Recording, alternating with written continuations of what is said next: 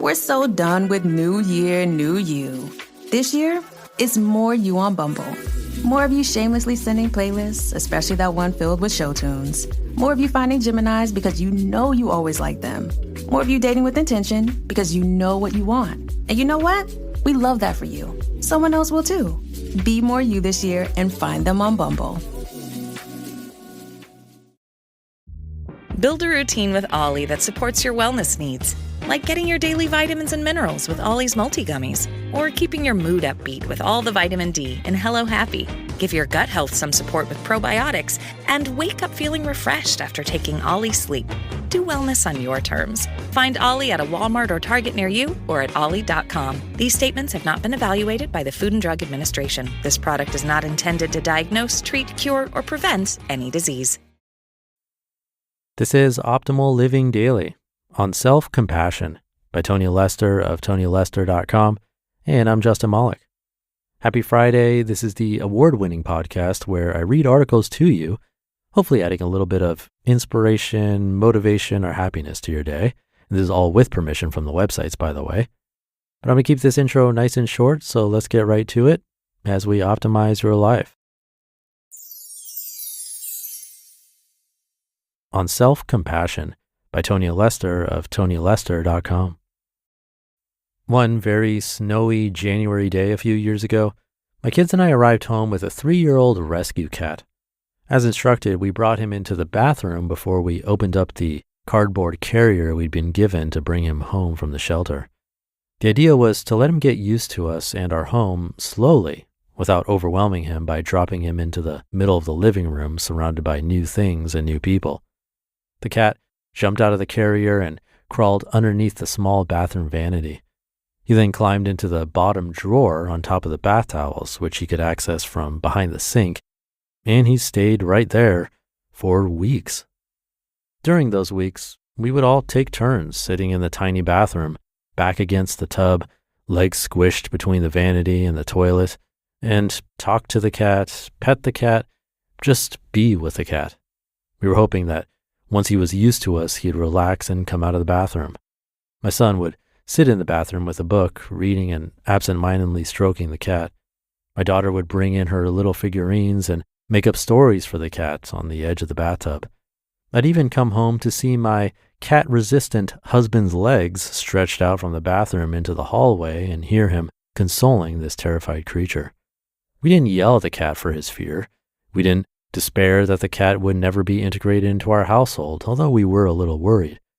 Nor did we promise the cat that if he just came out of the drawer, everything would be wonderful.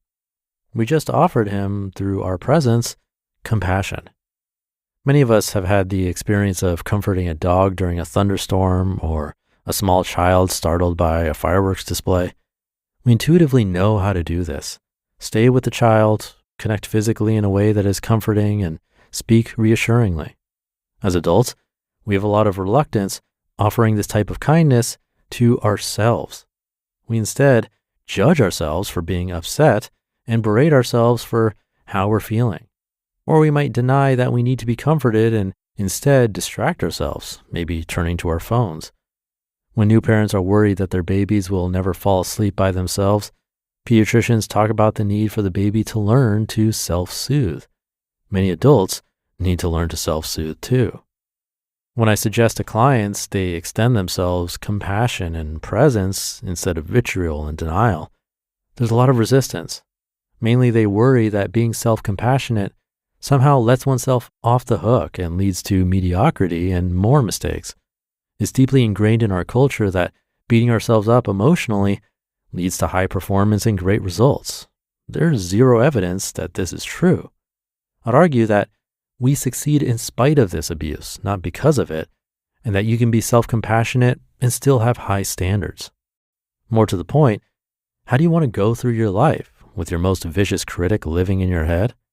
Having self-compassion does not mean shirking responsibilities or lowering your standards. It's about slowing down and attending to yourself before you move on to necessary action, which might be the hard stuff, an apology, starting a project over, or standing up for yourself. Next time you're struggling, try first comforting yourself with the following exercise. Put your hand on your chest and breathe into your hand until you feel your body start to calm. Say something to yourself that is kind and simple, like, "You're okay," or "This is so painful, but you can make it through." Repeat this as long as it feels right to you.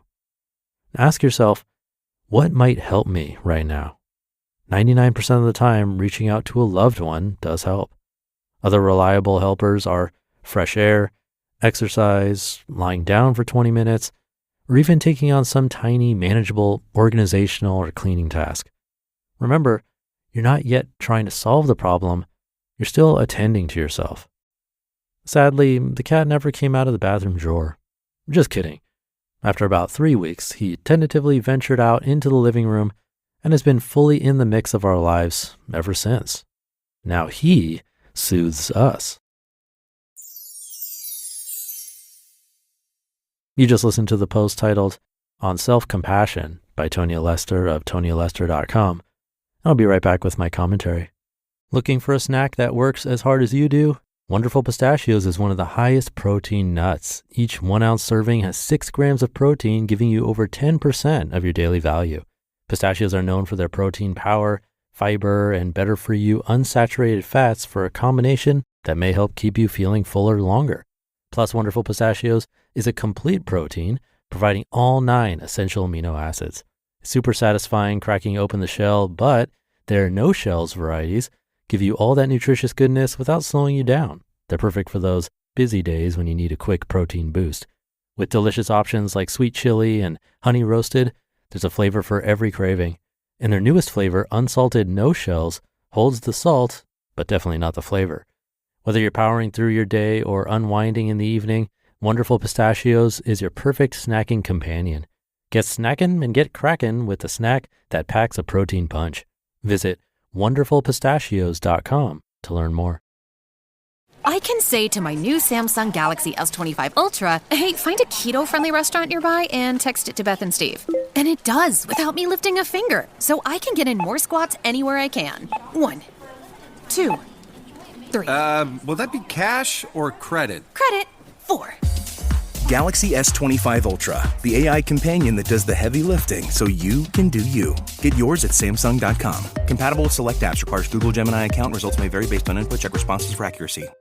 Thank you to Tonya. I happen to be a cat person myself and have had a couple of cats over the years, well, decades really.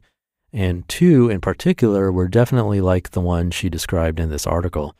Very hesitant to go outside their comfort zone, but eventually came around.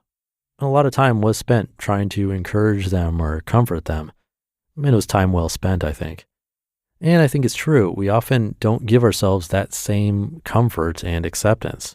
We can be really hard on ourselves. But like Tonya says, that kind of self-criticism doesn't actually help us perform better, most likely. I think it's true even with things like exercise. We might think being hard on ourselves will motivate us to get healthier, but actually, self-compassion tends to lead to better results. That exercise is worth trying, putting your hand on your chest and breathing.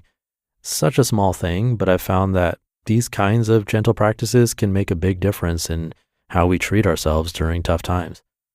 So maybe today we can try to be a little kinder to ourselves, to treat ourselves with the same patience and understanding we'd offer to a scared cat or a frightened child. With that, thank you for being here with me every day and for telling others about this show. That's the greatest thing you can do to help out. It means a lot. So thank you again. I'll be back tomorrow as usual, where your optimal life awaits.